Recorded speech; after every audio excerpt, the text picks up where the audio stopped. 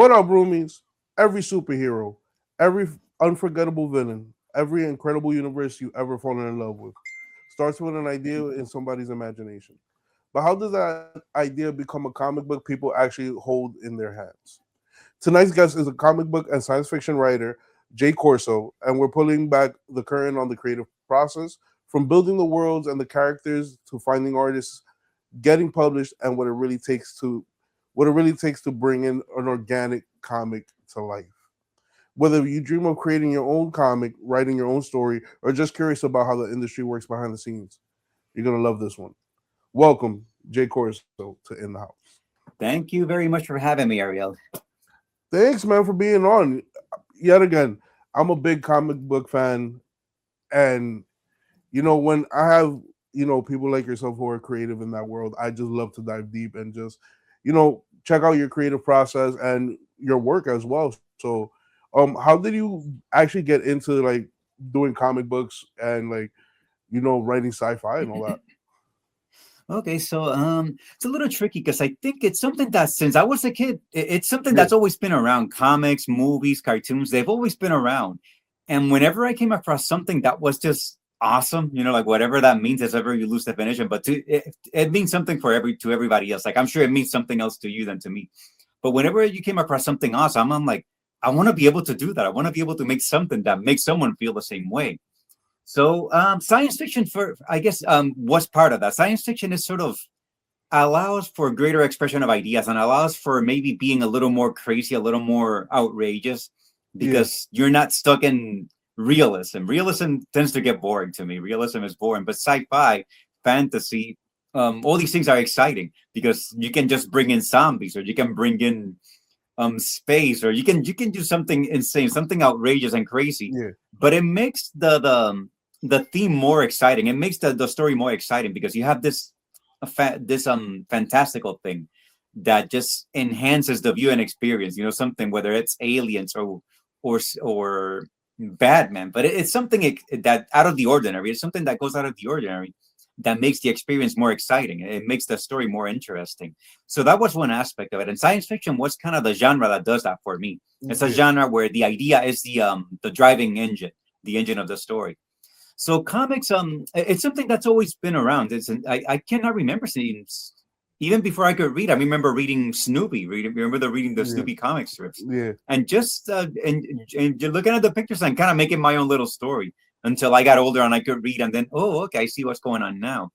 But it's always been there, and I find that so fascinating when you can take words and images and you accomplish something greater than just words by themselves or images by themselves. It's like this synergy, this fusion that comes when the two things come together. It opens like a whole other third new thing.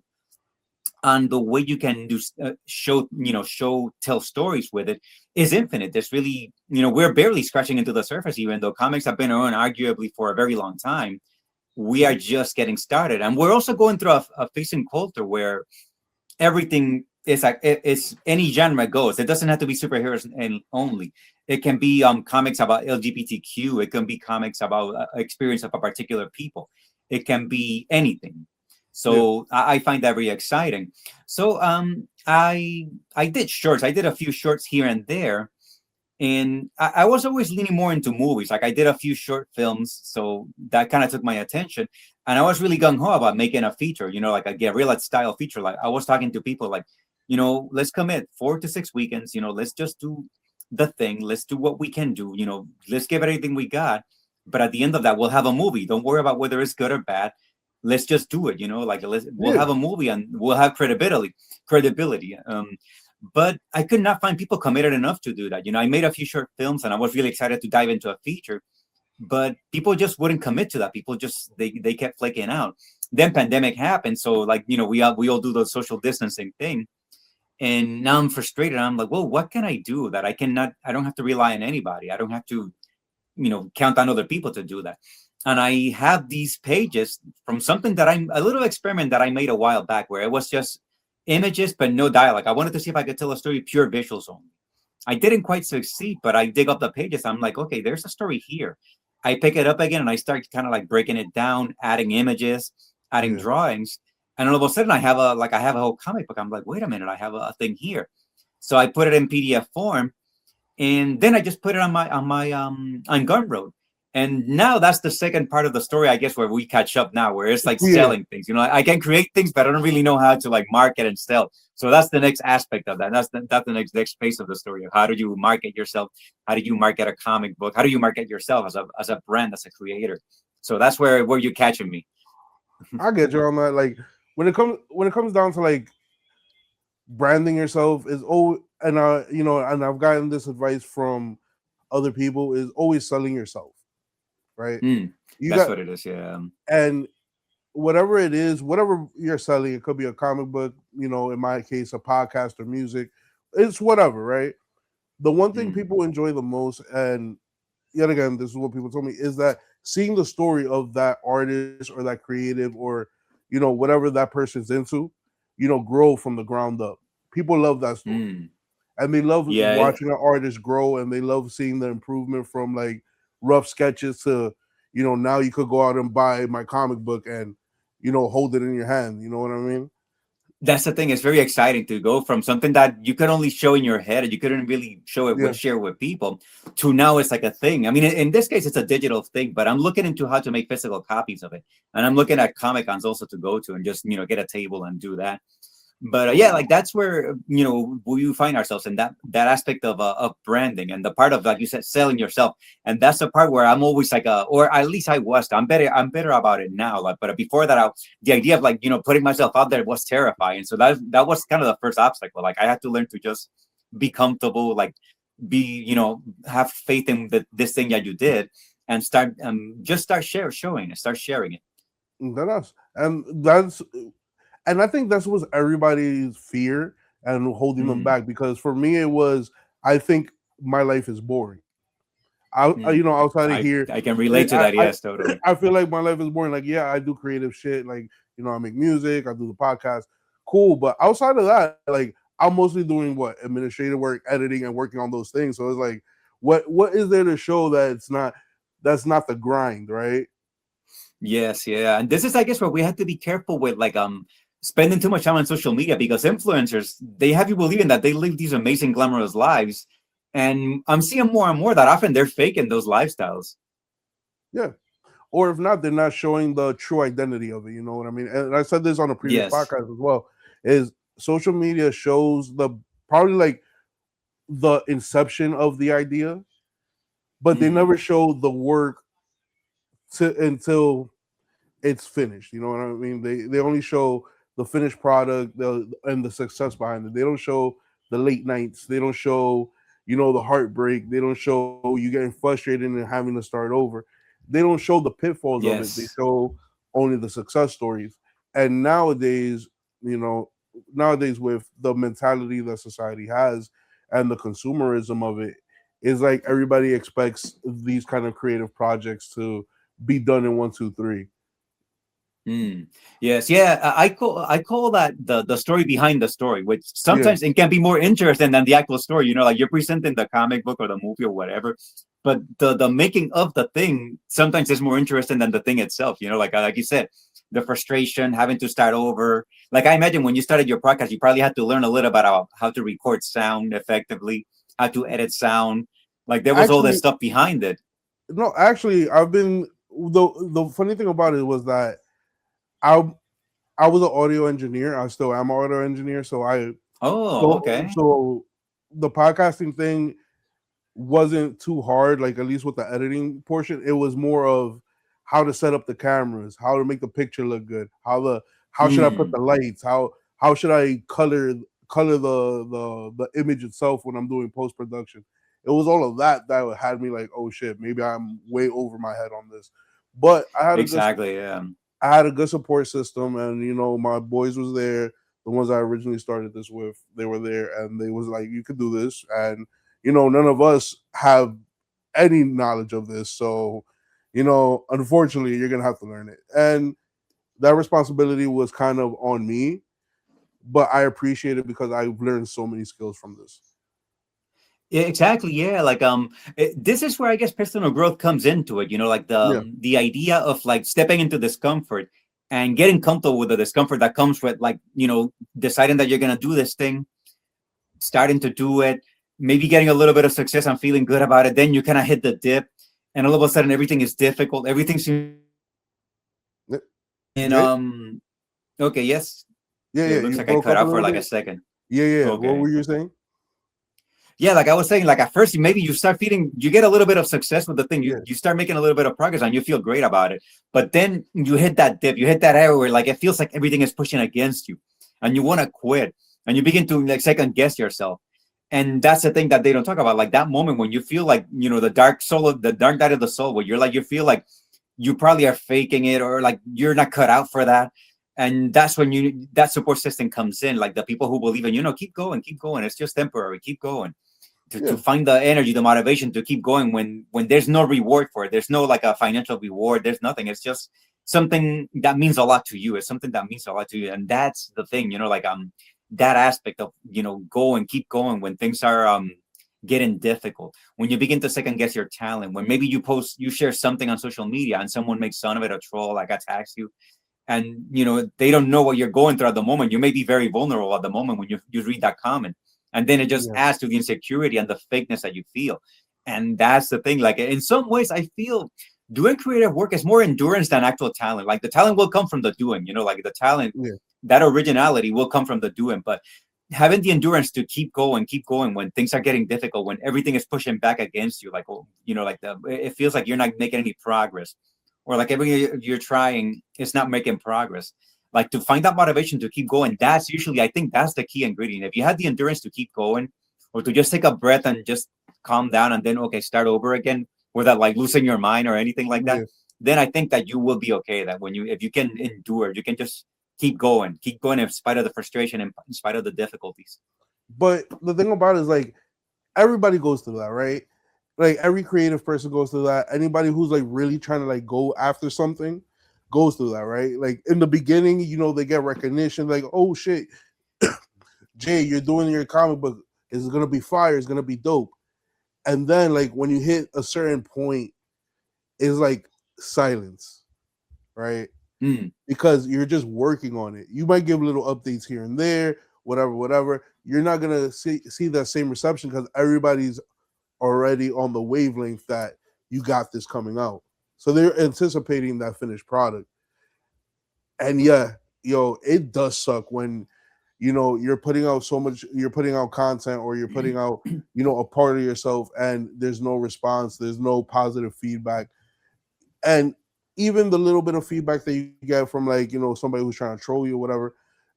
And I've always taken that very lightly with the trolling thing. If somebody's hating on you, I see it as they feel kind of jealous about what you're doing and they're not. Mm. Everybody has Yes. opinions are like assholes. Everybody has one. Yeah, You know, exactly. Everybody and, has and one. You make a little bit of noise. you make a little bit of noise here and there, then they're trying to wipe you out. But but what I'm really trying to get at, and roomies, don't take any offense to this, but what I'm really trying to get at is that yet again in our society, everybody wants to consume. So they're waiting for that finished product. It's not that they don't believe in you. It's not that they don't feel like your product is, isn't worth of the notoriety. They're just waiting for that finished thing so they could be tangible and they could consume it. And that's the Oh, society we live okay. in now. I guess yeah, We are, that's a little different, I guess, because that's more the pressure of like, when people are waiting for the thing yeah, and you have to do it, but you're feeling, like I said, you're feeling all these things pushing against you, like you're feeling the insecurity, you're feeling the pressure itself. It's a little different because when I made that, yeah, there was no one waiting for it really. But it's interesting that you say that, yeah, because I think about that now. It's like, okay, whatever I want to do next, I had to find a way to like, share the process, but at the same time not fall behind because social media can take time away from the creative process. So it's like, okay, I conclude that the content has to become the process. I have to be able to do, yeah, to make the most of the time. The creative process, the thing that you're making, that has to become the content. You have to find a platform that welcomes that rather than a yeah, platform that welcomes just, noise or just shallowness or platitudes. yeah, So, that's one way to do that. And I guess that's why it comes into have a support system, people who are kind of like, maybe they understand what you're going through behind the scenes privately. They know that maybe the pressure is getting to you. Things are like things are not going exactly as smooth as you would like. So that's where, like, having that support system comes in to Yeah. keep you going. Like, yeah, man, you can do this. Don't worry about that. Like, don't worry about like trolls. Don't worry about this thing. Just get this page in today, this page of artwork or this page of writing or audio, like the podcast, reach out to the guests, Yeah. whatever that is. Yeah, I guess you have to find a way to keep going. But yeah, if you have that support system, I think you have already an edge, because we're talking about trolls. I'm guessing Yeah. trolls are people who are lonely also, like you said. Like, a lot of them, they wish they were doing the same they, thing, they wish they and they were kind of doing the lash out same at you. thing. Yeah. Yeah. And, So and then on top of that too, you also have to. Damn, what was my thought on this? Support system. Oh yeah, and also you need people that keep it real with you, 100%. yes, You know, if definitely. you have an idea and it's not hitting, and you're showing it to your buddies, you can't have a whole bunch of yes men there. You know what I mean? You have to have people that Absolutely. Yeah. will tell you, yo, maybe you should rethink this idea and this, that, and the third. Because sometimes you may have a great idea, but you haven't fully worked it out yet, and somebody will be like, yo, listen, you need to go back to the drawing board. I see where you're going with it, but you need to get back to that drawing board, bro. No, they definitely, yeah. Like people, like you said, people who are supportive, but also will call you on bullshit when you're doing something. Yeah. Okay, what are you doing? Like, you're better than this. There is a band called Alice in Chains that I like to look into the origin story of people who go on to become like really big deal in music or in Yeah. movies or whatever. And this band, when they started, they were actually, hair metal was big, so they were kind of imitating hair metal. And the guitar player in interviews talks about how like he used to get razzed on by his friends, but it was not like in a mean spirited way. It's like, you guys are better than this. You're just imitating, you're imitating this thing that is going out of style, that is going to be gone soon. And Yeah. through that, he kind of dug deeper. He developed a style of guitar playing that is very distinctive, very like he's known for that now. And the band became really big when grunge hit big. They became one of the big four bands of that era. But it's interesting to know, like, if they hadn't had those people, like you said, like calling them on their nonsense, but also pushing them at the same time, Yeah. we wouldn't have that band as we know the band. Like, they might have been like a really bad imitation of something, and they would be forgotten. As it is, they became very influential and very big in that era. Yeah. And So that's it goes to show, yeah.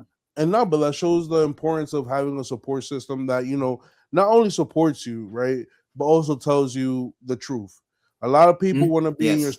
when you're coming up in the world. A lot of people's gonna want to be in your circle where they're gonna, you know, persuade you that they're on your side, but they're really, plotting your downfall at the end of the day sometimes. But Trying to get stuff from you. yeah, If yeah, you happen to be a big deal, I guess. Yeah, if you happen to be yeah, a big deal, maybe they want to stay in that or space. they see that potential in you, and they're like, okay, I could ride his wave. You know what I mean? Exactly. Yeah, I think that's gonna almost like the stereotypical Hollywood story of someone who made it big, then they surrounded themselves with yes people, and Yeah, then they kind of burn out. They kind of they were like hot, and then they're forgotten because they surrounded themselves with the wrong people who just took advantage of them, and just didn't give them the support. They just simply were there for the good time, and then when things started to go bad for them, they disappeared, and they just latch on to whoever the next big thing was. that's a big fact, man. But Yeah. now now that we went on that tangent, it's kind of spiraled out. Talk to us about. Talk to us. You were during the pandemic. You started the comic up. You got the panels up.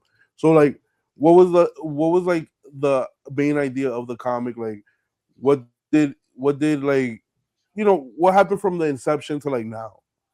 Like, what's going on? Okay, so I guess so it goes back to when I had I drawn a bunch of images, a bunch of like Mhm. scenes with no dialogue, nothing. I was just trying to tell a story visually with no dialogue on it. Like and I kind of reached a certain point and I kind of gave up and I put it aside. And then I do a few short films and I try to get the feature going. That doesn't really work out. Pandemic happens. Everybody's like, I think we're all a little shell shocked when that happened. At first, everybody's kind Yeah, of not sure what to do when lockdown actually happened.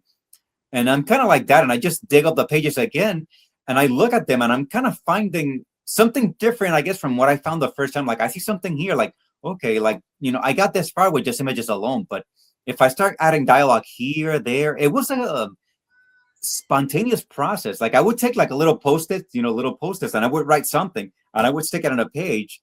And then I would try like something on another page, another post-it, and then see how that played out. and then I would just kind of draw from there. And if it didn't work out, I would kind of like maybe change one page and then change the dialogue on the poster. I kept doing that until it kind of started to flow, and then more pages started showing up. More pages started like being needed for the process.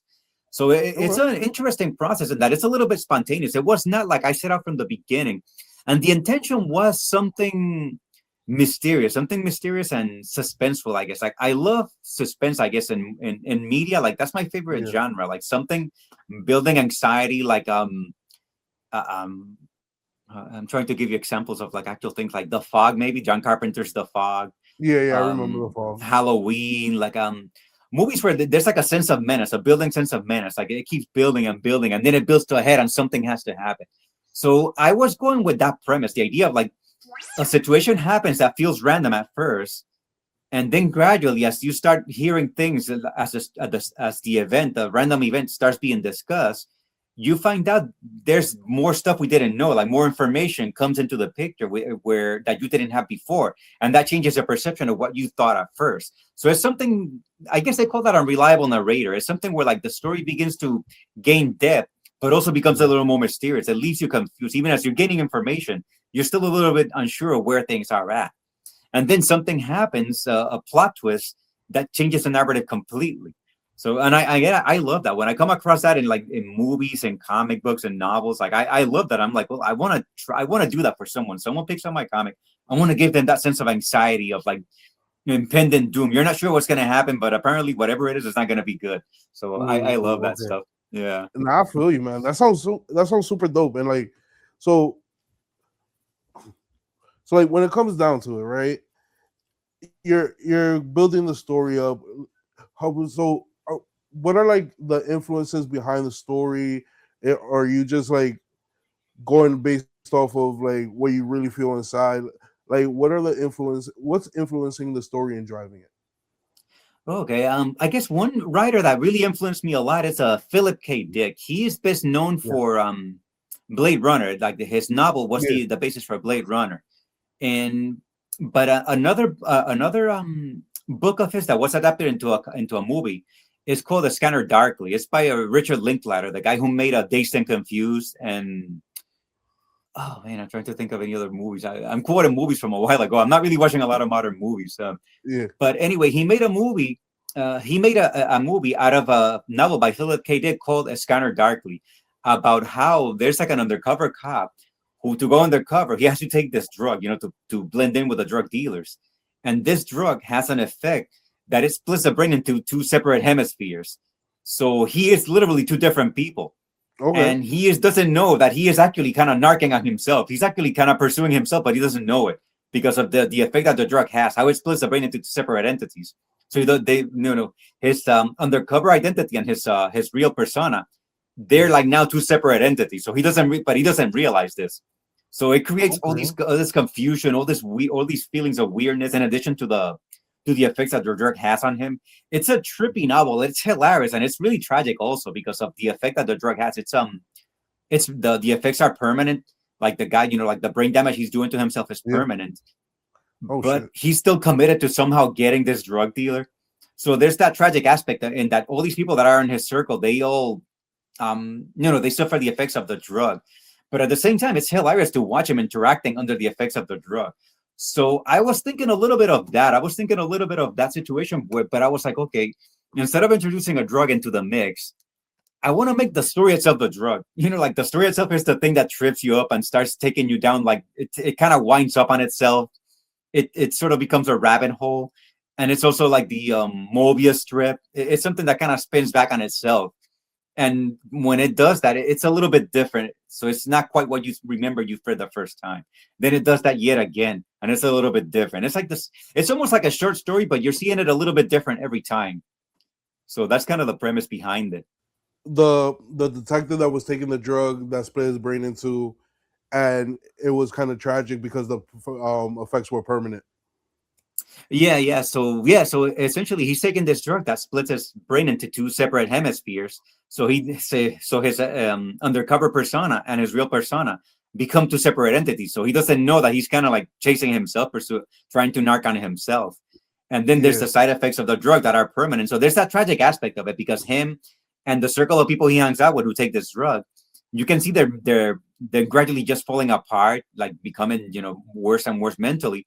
But it's hilarious to see them at the same time, like the way they sort of like talk when people are high, they kind of engage in that, but they're taking it really seriously. Like one scene that made me laugh a lot is they have like an 18-speed bike, and they're counting the gears, and it comes out to 9. So they're wondering where the other nine gears are. So that was stuff like that. It was just a really hilarious moment. So I was thinking of something like that, but I was like, okay, instead of introducing a drug into the story, I want to make the story itself a drug. I want to make the story something that kind of spins on itself. Like you read the first time something, and you're seeing it again another time, but it's a little bit different because of new information. Then you see it again a third time, and the third time now, because you have more information, it's a little bit different. It's almost like a short story, but you're experiencing it from a different point of view each time. So that's kind of what I wanted to do. I wanted to introduce this idea of uncertainty. And even when you kind of have a resolution at the end, you're still a little bit uncertain about what happened. So you're like, well, I think I need to read that again. Oh, I got you. So you're basically so the point is to kind of like play with the person's mind and their perception of what's actually happening in the story. Versus, saying it straight up, like, oh, character A is going through X, Y, and Z, but character B, also sees the same X, Y, and Z thing. Something like that, yeah. Something where, like, at the end, you have you have pretty much all the answers, but you're still uncertain how you got there. Like, so it's like, well, I think I need to read it again. Like, something, like when you watch something, for example, a movie that you haven't seen in a long time, and you're like, oh wow, I never noticed that before. Like, you find like a new little wrinkle or something new. So hopefully with this comic book, it's the same thing. Like, you'll find something new every time you read it. You find like a new little thing, like something that you should have noticed before, but you kind of missed it. So it's like that. It's like little Easter eggs all over. But hopefully you keep finding Easter eggs with every new reread. But at the same time, there's like that mystery, that's a sense of suspense. If you're interested, I'll send you a link for the first 10 pages, so you can just check out the first 10 pages. Roomies, go check out the first 10 pages because we will be putting that in the description. So, right, so what's the title? What does the main character feel like? What's going on there? So the title is The Plot. I titled it that because I was also drawing on conspiracy theories. Like, I love all that stuff. I don't necessarily believe in them, but I find that so fascinating because you can almost always find like a little nugget of truth into the most outlandish of theories that you can come upon. So I look at that on social media and like YouTube. There's people I love to like look at that stuff. So I wanted to draw from one of my favorites, which is Men in Black. I love the whole mythology behind the Men in Black. Hold on, my. So I wanted to put So I wanted to put the idea like maybe they're G-men. And they are arranging something, and they see this guy and they're like, okay, this guy is a really good fall guy for this thing that we have planned, and I'm getting a little spoiler. I don't want to say too much, but let's just say I was blending, altered reality with like Men in Black. I was Men in Black and what else? I guess there's another thing that I drew from conspiracy theories for that of I guess what they call the sleeper agent. This whole thing that like about how like a sleeper cell, someone who's planted, is embedded in a country, and they'll be there for years in the country, and one day they get a phone call and someone says a key, like a password, and it goes into activation. So I wanted to draw a little bit into that because I find that, again, I don't know if it's true or not, but I find it so fascinating. Like, I love that whole thing of like you could be some other identity that's just buried in your brain. And one specific word just like sets you in motion. So I wanted to draw on that as well. I wanted to take these three things and build a story around it. That's so dope. That's fire. Like, I'm really excited to read what you got so far. Are you illustrating it? Are you illustrating it yourself, or are you like teaming up with somebody? I did it myself. I guess I should say I'm not a great artist. I may be throwing myself under the bus, but I'm decent. Like, I'm okay. And I guess we can go into a whole other story about that because I originally wanted to do that. I wanted to work with someone else, but again, I cannot find like committed people to do it. Like, I even had, I don't have a lot of money, but I have some money. I hadn't discovered Fiverr and Upwork, which probably would have made a difference then. But I would approach people, like I would approach artists, and they would like, I have this idea, do you think you can help me with this? And they would say, okay, yeah, sure. But then they kind of ghost you. You would never hear from them again. So Yeah. I'm like, okay, I'm gonna have to learn how to draw, like so I start taking, like classes on YouTube. I start learning on YouTube. I find a local place, like a art place where they do live drawing, where like a model goes and you draw the model, and I do that. And then I do a few short stories. I do like a few short stories. Now, this is actually a few years ago. Like I did that, Yeah. but then I kind of detoured into filmmaking, into like doing the shorts and all that. So I did that. I learned the basics of drawing, composition, and all that. I make a few short stories, and then I detour into filmmaking. Then pandemic happens, and I kind of detour back into making comics. And this time I got drawing myself. This time I felt I'm gonna draw it myself. I'm not gonna reach out to anybody, because that was so frustrating in the past when I did that. And I would reach Yeah. out to someone and they would ghost me. And then I had to start over again, reaching out to someone, and then the same thing would happen again. I was like, you know what? Just do it yourself. Just do the thing yourself. And it was good, because yeah, like the process gave me confidence that yeah, you can draw. You not great, but it's clear enough, and it works. And the people that I show it to, that going back to what I said about like when you're afraid to put yourself out there in the beginning, I was afraid of that as well. But as I start sharing it, I get good feedback. So imagine if I had let that stop me, I'd probably still be looking for somebody to try to help me make the comic book, No, and I'm I wouldn't have done this, and I wouldn't have found that I actually have some skills at communicating visually. So yeah, you break these boundaries. Sometimes like these frustrations actually help benefit you in the long run. Yeah. Sometimes rejection is not a rejection, it's an opportunity to grow. You know what I mean? Yes, yeah. That's one thing I, Like, I learned also. When I started reading personal growth, they say, yeah, like when something doesn't work out for you immediately, it's something else. There's something else behind. So don't dwell on that. Instead, just keep thinking about what you want, and just go ahead and do your thing. yeah, and then on top of that, being a creative person and trying to put a project out there, you're gonna wear many hats. You know what I mean? Yes, Like, yeah. you're gonna wear, not only the hat of the creator and like the editor and the producer of it. You're gonna be working administration. You're gonna be working, PR.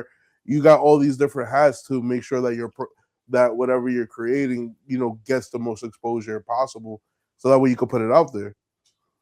Yeah, yeah, that's it. Essentially, that's what this is. That's like the Yeah, whole aspect of it. It's like, okay, I need to like let people know what I do, even though it gives me a lot of discomfort to like go out and like tell people about it. It still gives me like a little bit of anxiety and all that. I'm like, do it anyway, because like you cannot complain about things, and if you're not willing to like let people know that it exists, like yeah, and I guess I'll share a little story that your listeners might find useful or helpful.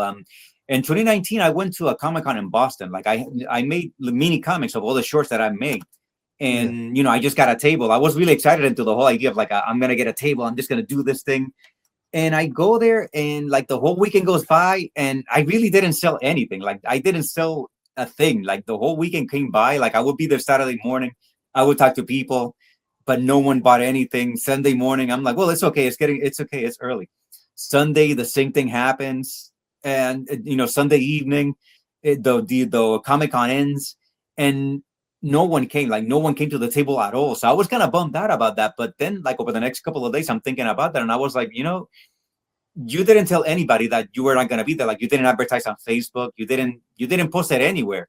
And then I'm asking myself, well, why didn't you do that? Why didn't you yeah, let anyone know? I'm like, well, because I was afraid to be seen. Like there's a marketer named Seth Godin. He has an expression called like putting yourself on the hook, or being on the hook, meaning yeah, putting yourself out there. And I was like, well, I didn't put myself on the hook. I didn't really put myself out there. I didn't fully commit to that. I kind of went in there. I spent a lot of money on a table too, because big Comic Cons are expensive to get a table. I believe that. But I didn't do the full homework. I didn't tell people that I was gonna be there. So it's like, well, you can't blame anybody. That's on you. So I was like, okay, so you have to address this. If you're really serious about being an artist, you have to deal with that. Why is it that you are afraid to put yourself out there? Why are you afraid to just share what you do? So I kind of just started looking into that, and that's what led me to read personal growth and understanding, how like you have core wounds, like things from childhood that you carry into adulthood, that you Yeah, don't know that you have them with you, but you notice when you make certain decisions. And that was one of those like aha moments where it's like, okay, yeah, so I have to like address this. I have to just kind of be comfortable with that, be comfortable with like showing your thing out there. Because when I look at, there's people that you wouldn't consider them very talented yeah, artistically, but they're doing phenomenal. They have like hundreds of thousands of followers, they have fans, And it's like, well, they put themselves out there. They have a winning personality. They're not afraid of like being out there in the middle of things, and they just do great. Whatever their thing is, they do phenomenal. So I'm like, okay, I do have a certain amount of talent, but I don't really know how to sell, or rather, I am afraid to put myself out there and just tell people, hey, I made this thing. This is the price. So it's like, I gotta change that. I have to like address that. If I'm serious about creating, I have to just get comfortable with like, this is the thing and this is the price for the thing. Yeah, man. And then on top of that too, like when it comes to be the create, and I've noticed this with like really great creators, they don't want to be in the spotlight. They want whatever they create to be in the spotlight. Like this is what I want everybody to focus on. But yet again, in this day and age, the person behind the product is the spotlight. You know what I mean? Like the iPhone wouldn't have sold as much as well as it did if it wasn't for Steve Jobs and the way he marketed and put it out there. We have all these personalities now, and we have all these people who have talent, because the world is filled with talented people. But even and I hate saying it like this, the people who are less talented, quote unquote, usually are the ones that are pushing their thing out the hardest and making the most. It is true. It is true. Like they get out there, they just do it. They just do their thing. They don't care about like trolls. They just do it, and then they win over. They eventually win people over just because they're not going to let fear stop them. So because we're in the game right now of turning people into believers. Mm-hmm. We're, in the beginning stages of creativity, and especially if you want to like make something of it, like that be your career, the first steps is turning people into believers.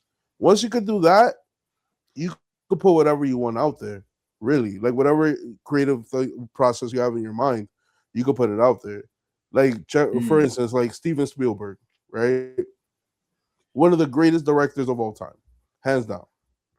But if he didn't have that first hit movie and put his name right in Center Street, he wouldn't have gone to E.T. or Disclosure Day or The Day the Earth Stood Still. You know what I mean? He wouldn't have gotten those opportunities from big studios to produce that.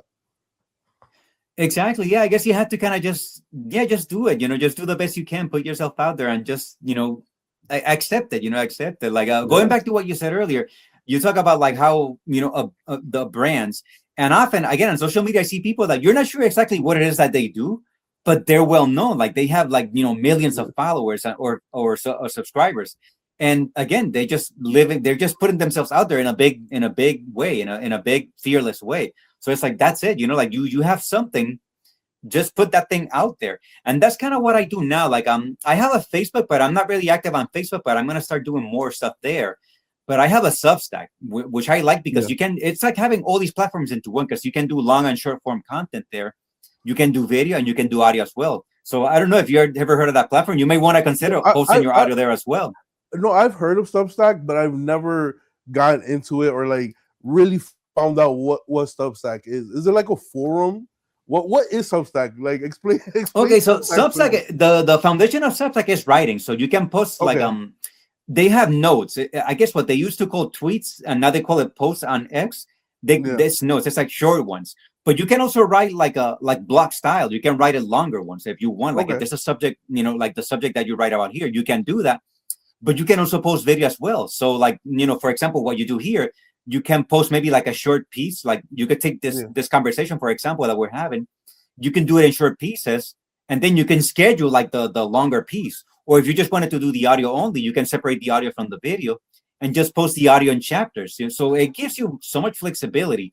I guess the one drawback of Substack is that it's not really a platform for discovery. That's more like where you want to bring people. Like that's what you want to bring yourself, because you have two options there. You have free subscribers and paid subscribers.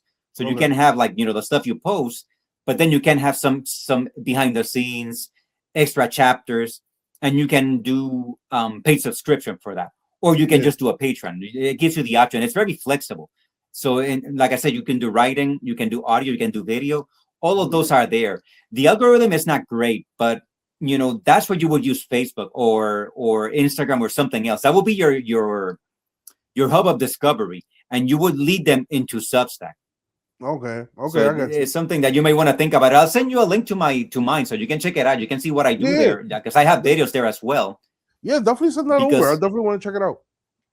All right, yeah. So going now that we're on that subject again of comfort and all that. Last summer, I started posting videos as well because I realized again I'm very uncomfortable with like being in front of a camera. So I was like, Yeah. well, make videos about stuff you talk about, like talk about movies that you feel need to be seen more, like comic books that need to be seen more, movies.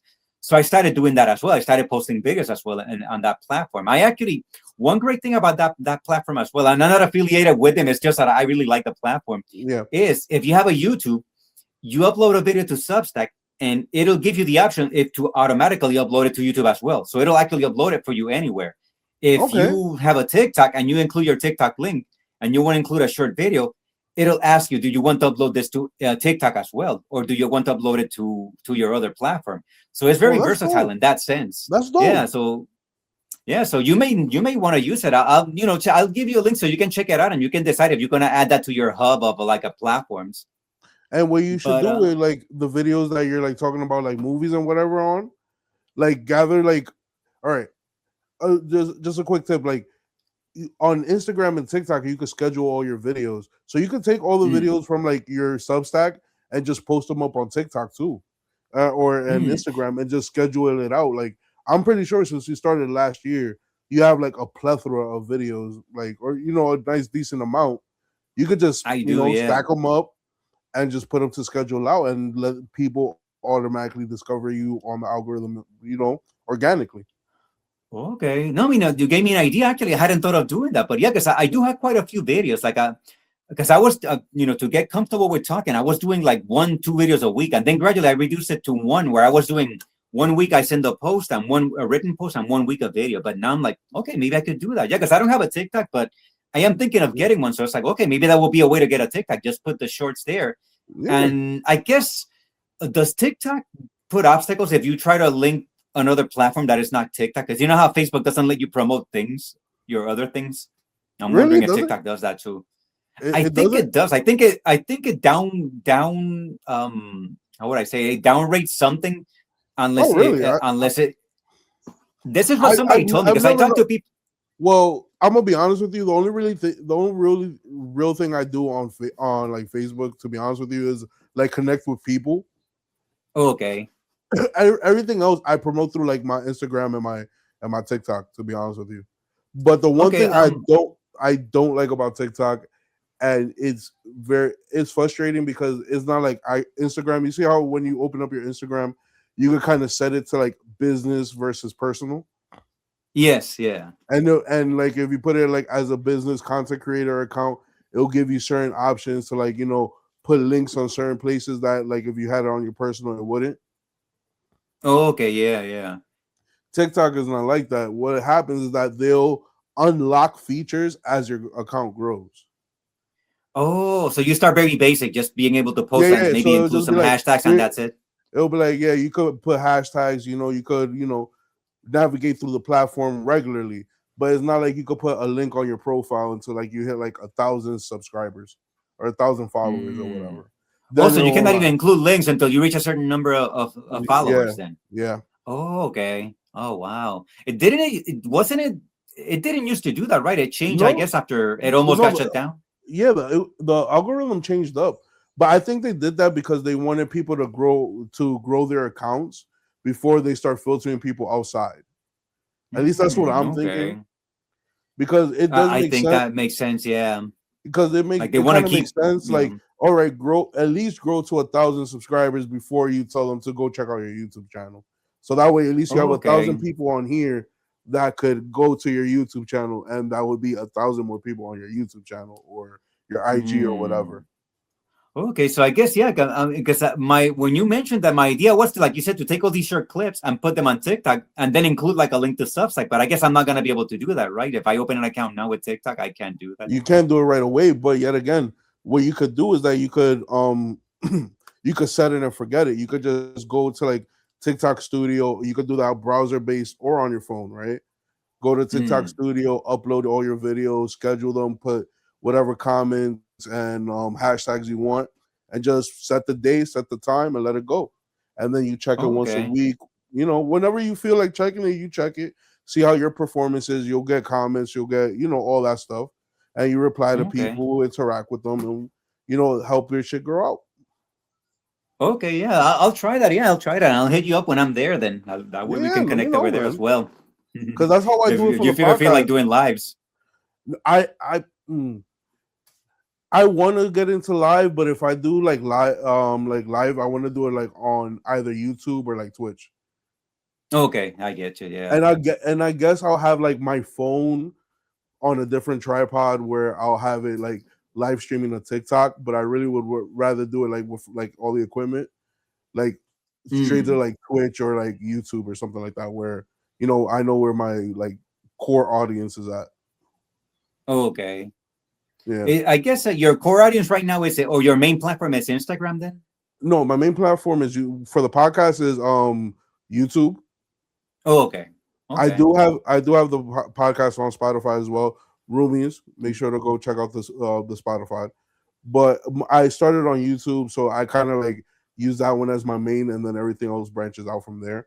Like I said, I use the Okay. IG and I use the TikTok to promote the YouTube and the Spotify. But Okay. yet again, since I started on YouTube, I kind of like give that a little bit more priority than my Spotify. Yeah. Yeah, Yeah. yeah, it's also time consuming. So you have to pick one and kind of like, focus on that. Like when you have a job and other things like that, you have to kind of just Yeah. pick one. And that's the craziest part about it. Like, working full time and then trying to do this plus like I also have a gaming channel and I also do music. Like it's a lot, but I Mm, get mad joy from doing it all. Like it's it's a dope journey, man. I get you, man. Is your music a particular genre? Yeah, I do house music. Okay, I'm not sure what that is, but is it connected to synthwave or Um retro it's synth? it's like well, house is like EDM, the term EDM, electronic dance music. I think I know what you mean. Yeah, yeah, because Cause I think there's a little bit of overlap with synthwave. Yeah, because synthwave is a genre of EDM. Like EDM is like the overall blank umbrella of it. Synthwave is definitely under that. Mm, So it's like electronic okay, music that's produced like on a computer or like through like machines versus like instrumentals or versus instruments. okay.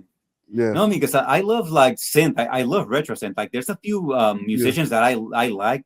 It's such a I call it mood music because it kind of you can have it for like relaxation, like chill wave. You can have like more high energy one. Like you can have like some that feel like an action soundtrack. Like you get it just yeah. works on it for any little thing you can imagine. There is like something there. They can create it, and it's so cool, man. Like I would look. Yeah, I thought about getting a Suno account and trying to do it myself. Some of that. Yeah, music is. I've always been into music and like the audio stuff. Like been very recent that I've switched over to like video and like film and stuff like that. But Very good. yeah, man. So I've been having a great time doing all this, man. Like it's been amazing. Like I've met so many interesting people and talking to so many people about their journeys, their experiences. It's a blessing, man. That's what I mean. Yeah, like there's that aspect of it. Like going back when we started talking, you were talking about how like we're a consumer society, but like at the same time, I think we reach a point of like we're kind of fed up with like the standard thing, the standard Hollywood thing, the standard it's like the same. It's like a regurgitated thing. Like we're getting Yeah, like endless reboots. We're getting like things. So I think there's something sincere about people who just create online. Like yeah. when pandemic happened, for example, while people were like binging Netflix and all that, I was actually watching YouTube like ARGs, and I was like I really love this. Like I thought there were some really creative, interesting stories that I people were was, telling with just their phone and I will tell you or this. a GoPro or a DSLR. Like I will say this: a I'm lot sorry. of content creators that are like big now, if it wasn't for the pandemic, they wouldn't be where they at now. I can tell you that. Yes, Or yeah. So like, many people and a started lot, doing stuff because of that. Yeah. yeah, and a lot of ideas that came into fruition would have never came out either. So the pandemic was like a blessing and a curse. It was a curse It because was, yes. a curse because everything went to shit. But a blessing, but it was a blessing to a certain few people that took the opportunity and made something of it. Exactly. Yeah, I mean, like that's how it was definitely for me. Like my father died when that all that stuff happened, but at the same time, it was like a period of reflection. Like all the stuff that I was Yeah, telling you about during pandemic, it kind of came to a head. Like I like the idea of like, man, I'm not really doing anything. I feel like like I'm very dependent on one, on one employer, and like when that happens, you kind of feel like adrift. I'm like, I want to do something that is mine, like something that I created myself that I can feel good about. And that's when that started, the whole reading personal growth, saying, you know what, I'm gonna put myself out there. I don't care. Like life is too short, like your life could be over any moment now when the way things are going. So just do things, just do things. Don't be worrying about what people think. And those are the things that I in my substack, that's what I write about. I write about the creative process, like you and I talk about Yeah. creativity. Like I'm very fascinated with the creative process itself, how you go from nothing to something, whether it be a song, a book, a poem, a movie, like whatever it is. I find that incredibly fascinating, how you start with nothing but you wind up with something. And how does that happen? How is the sausage made? So I write Yeah. about that, about how the creative process is. And it's really stealing. You're really stealing from the people that you love, the people that you admire. You steal from them, and then you add that one plus factor, that X factor is something that only you can contribute. That's where the Yeah. originality comes in. When you just add that one thing that is specific to you. When you That's the just when seasoning. you just steal, and you just you kind of force fit things together, you kind of get something, and you might get a lot of views on it, but it's not, it's missing something because it doesn't have that one thing that only you can add to it. So I write about that. And then the other factor is when you agree to stories people say about you. When people say you cannot do this or you cannot do that, or you start falling into, or you believe someone who may be jealous of the fact that you're doing that. Like you said, like trolls tend to be that way. Yeah. When you start valuing the opinions of other people rather than your own intuition, that also kind of hinders creativity, because and I'm getting a little woo woo now with the stuff that No, I'm you're going to good. You're talk about, good. but but in reading personal growth, they talk about how there is a source, there's a source from which everything, all the knowledge that ever will be, is already there. It's just when you get your mind into a certain space, then that knowledge is downloaded to you.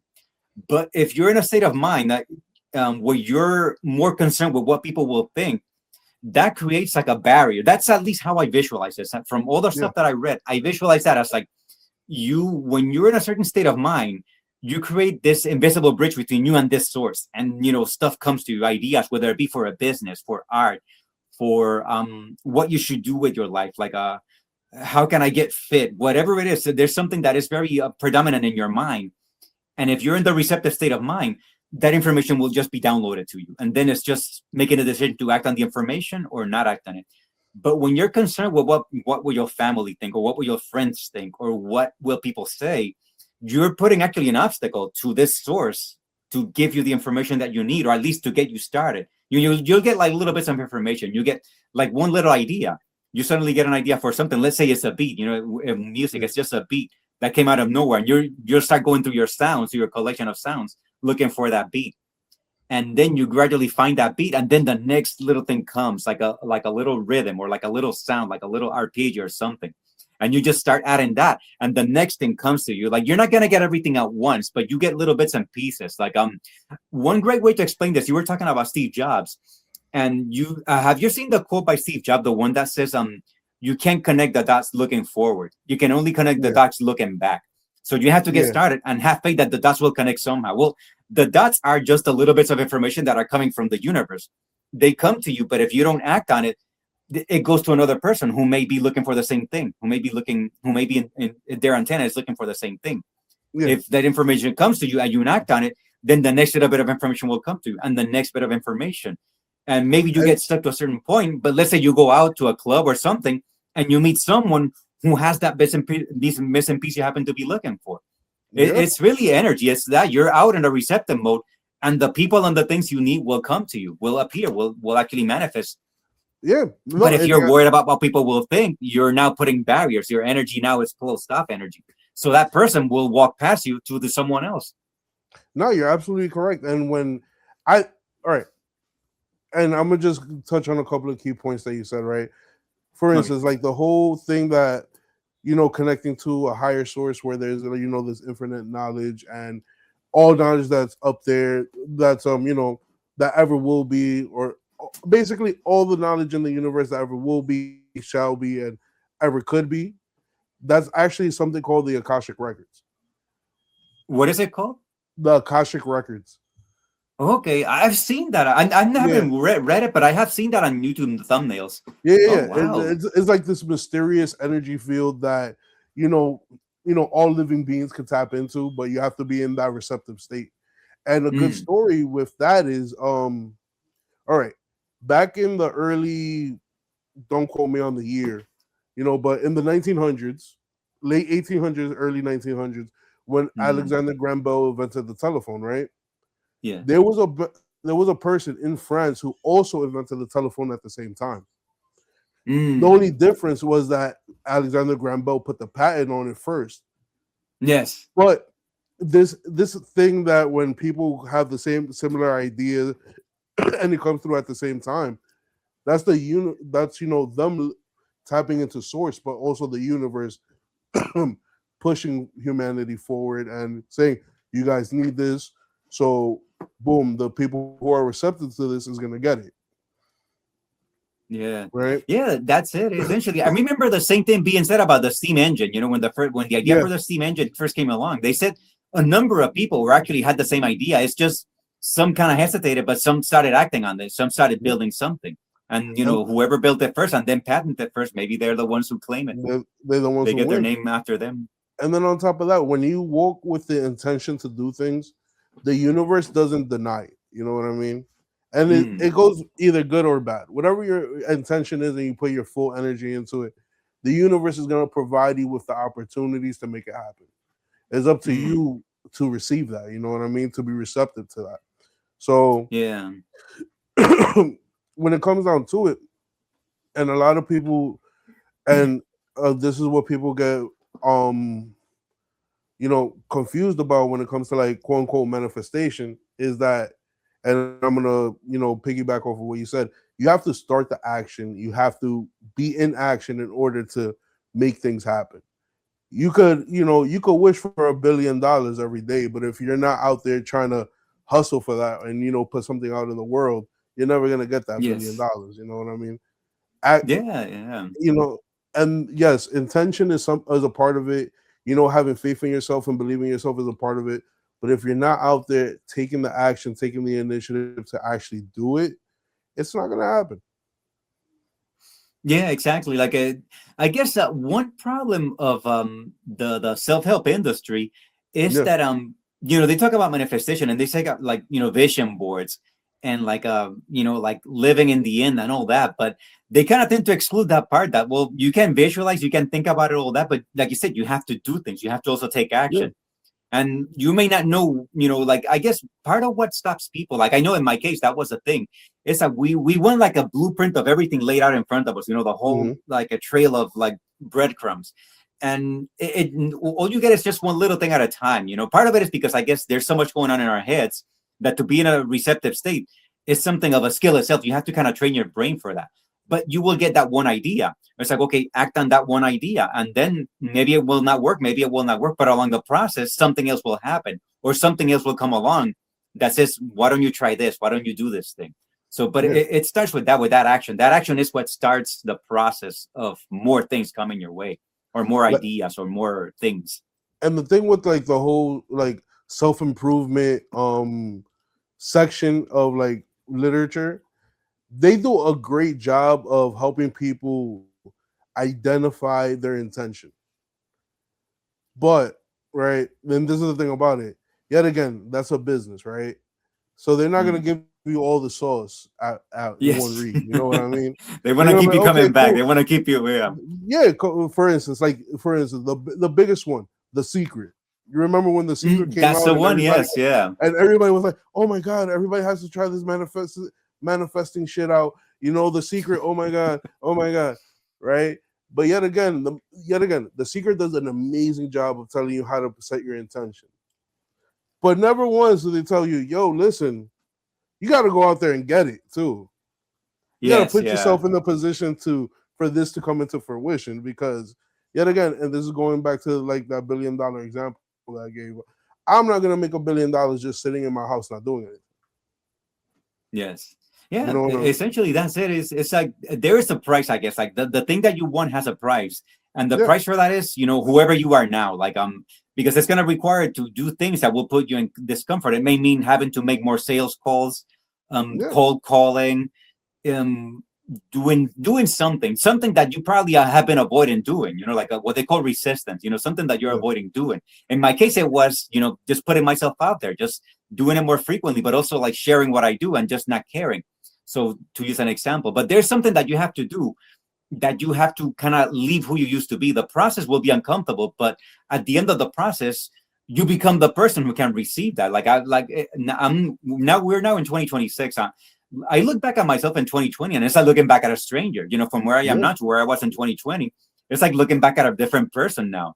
So, yeah, like, the process, doing all those things, doing all that discomfort repeatedly, changed me into a place where now things that used to just, trigger me, now it's like, why did I ever get so upset about this? Or why yeah, did I ever man. get so scared about doing this thing or that thing?